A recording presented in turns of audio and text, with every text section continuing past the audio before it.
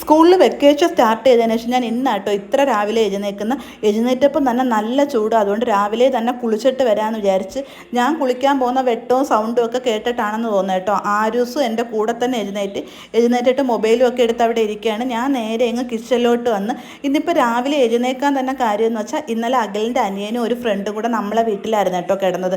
എന്നിട്ട് അവർ രാവിലെ തന്നെ എഴുന്നേറ്റ് പോകുമെന്ന് പറഞ്ഞാൽ നിൽക്കുന്ന. അപ്പോൾ അവർ പോകുന്നതിന് മുന്നേ എന്തെങ്കിലും ബ്രേക്ക്ഫാസ്റ്റ് ഉണ്ടാക്കി അവർക്ക് കൊടുക്കാമെന്ന് വിചാരിച്ചിട്ടാണ് രാവിലെ തന്നെ കിച്ചണിലോട്ട് കയറിയിരിക്കുന്നത്. അപ്പം ഞാൻ ഈ പാക്കറ്റിലെ മാവ് ഇതുവരെ വാങ്ങിച്ചിട്ടില്ല കേട്ടോ, ദോശ ഇഡലി ഉണ്ടാക്കാനുള്ളത്. അത് വെച്ച് എങ്ങനെയാണ് കറക്റ്റിന് ഉണ്ടാക്കുന്നതെന്നും എനിക്ക് നല്ല അറിയത്തില്ല. ഇത് കറക്റ്റായിട്ട് കിട്ടുമോയെന്ന് അറിയാൻ വയ്യ. ഇവർ പ്രതീക്ഷിക്കാതെ വന്നതുകൊണ്ട് മാവ് അരച്ച് വെക്കാനൊന്നും പറ്റില്ല. അതുകൊണ്ടാണ് ഫസ്റ്റ് ടൈം ഒന്ന് വാങ്ങിച്ച് നോക്കാമെന്ന് വിചാരിച്ചത്. എന്തായാലും ഉപ്പൊക്കെ ഇട്ട് കലക്കി വെച്ചിട്ടുണ്ട്.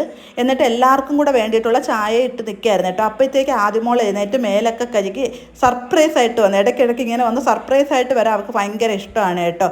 അങ്ങനെ പിന്നെ ഞാൻ എനിക്കുള്ള ചായ ഒഴിച്ച് ആദ്യമേ എടുത്ത് കുടിച്ചു കേട്ടോ. ചെറിയൊരു തൊണ്ടവേദന എഴുന്നേറ്റ് വന്നപ്പം തൊട്ട് തോന്നുന്നുണ്ടായിരുന്നു. പിന്നെ എനിക്ക് പ്രത്യേകിച്ചെന്ന് വെച്ചാൽ ഞാൻ പഞ്ചസാര ഇടാതെയാണ് ചായ കുടിക്കുന്നത്. അതുകൊണ്ട് ആദ്യമേ എനിക്കൊരു ചായ അങ്ങ് മാറ്റിയതിന് ശേഷം മാത്രം എല്ലാത്തിലും പഞ്ചസാര ഇട്ട് വെക്കത്തുള്ളൂ. അതിനുശേഷം ആരുവിനും ആദ്യമൊക്കെ ചെറിയ അളവിൽ, ഒരുപാടൊന്നും കൊടുക്കത്തില്ല, ചെറിയ ഓരോ കപ്പിൽ ഇത്തിരി കൊടുക്കും. അതും എല്ലാ ദിവസവും വേണമെന്ന് നിർബന്ധമൊന്നുമില്ല. ചില ദിവസങ്ങളിൽ അവർ ചോദിക്കും ചായ തരുമോയെന്ന്. അങ്ങനെയുള്ള ദിവസങ്ങളിൽ മാത്രം കൊടുക്കും. ഇല്ലെന്നുണ്ടെങ്കിൽ രാവിലെ അങ്ങനെ ചായ നിർബന്ധമൊന്നുമില്ല. പക്ഷേ അഖിലിന് ചായ നിർബന്ധമാണ്. ഇന്നിപ്പോൾ അവർക്കും കൂടെ ഉള്ള ചായ ഇട്ട് വെച്ചിട്ടുണ്ട്. അതുകൊണ്ട് ഞാനത് ഫ്ലാസ്കിൽ ഒഴിച്ച് അവിടെ അടച്ച് വെച്ചിരിക്കുക കേട്ടോ, ചൂട് പോവണ്ടെന്ന് വിചാരിച്ച്. എനിക്ക് ഈ രണ്ടാമത് ചായ ചൂടാക്കി കൊടുക്കുന്ന ഇഷ്ടമല്ല, എനിക്ക് കുടിക്കുന്നതും ഇഷ്ടമല്ല. അതുകൊണ്ടാണ് ഫ്ലാസ്കിൽ ഒഴിച്ച് വെച്ചത്. എന്നിട്ട് ഇഡലിയുടെ പാത്രം എടുത്ത് അതിൽ ഒരു തട്ടിൽ മാത്രം ഇഡലി പുഴുങ്ങി എടുക്കാം. എന്നിട്ട് കറക്റ്റായിട്ട് വരുവാണെങ്കിൽ ബാക്കി ഇഡലി ഉണ്ടാക്കാം, ഇല്ലെങ്കിൽ ദോശ ചുടാമെന്നാണ് വിചാരിക്കുന്നത്. അപ്പോൾ ആദ്യം വന്ന് എൻ്റെ അടുത്ത് പറഞ്ഞുകൊണ്ടിരിക്കുകയാണ്, ആദ്യക്ക് ദോശയും സാമ്പാറും മതി, ഇഡലിയും സാമ്പാറും വേണ്ടെന്ന്. ഞാൻ പറഞ്ഞു മോക്ക് വേണ്ടിയിട്ട് മാത്രം എനിക്ക് സെപ്പറേറ്റ് കുറച്ച് ദോശ ചുട്ട് തരാം, ആദ്യം അമ്മ എന്ന് ഇഡലി പുഴുങ്ങി നോക്കട്ടെ എന്നും പറഞ്ഞ് ഞാൻ ഇഡലിത്തട്ടിലേക്ക് വെച്ചിട്ടുണ്ട്. ഇനി എന്താവും എന്തോന്ന് അറിയത്തില്ല. എന്തായാലും ഒരു പാത്രത്തിൽ മാത്രമേ ഒഴിച്ച് വെച്ചിട്ടുള്ളൂ.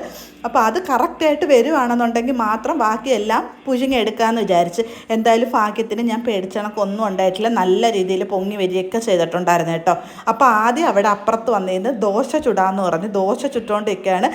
ഇതൊക്കെ ഭയങ്കര സന്തോഷമായിട്ടുള്ള കാര്യമാണ്. പക്ഷേ ദോശയൊക്കെ ചുടുവാണെങ്കിൽ ഇതാണ് കുറച്ച് കലാപരിപാടികളൊക്കെ അതിലിങ്ങനെ നടത്തിക്കൊണ്ടിരിക്കും. കുറച്ച് അധികം എണ്ണയൊക്കെ എടുത്ത് ഒഴിക്കും. അപ്പോൾ എല്ലാം റെഡിയാക്കി ദോശയും സാമ്പാറും ഇഡലി ചമ്മന്തി എല്ലാം ആക്കി അവരെല്ലാം കൂടി ഇരുന്ന് കഴിക്കണം. അപ്പോൾ ഇത്രയേ ഉള്ളൂ. വീഡിയോ ഇഷ്ടപ്പെട്ടു.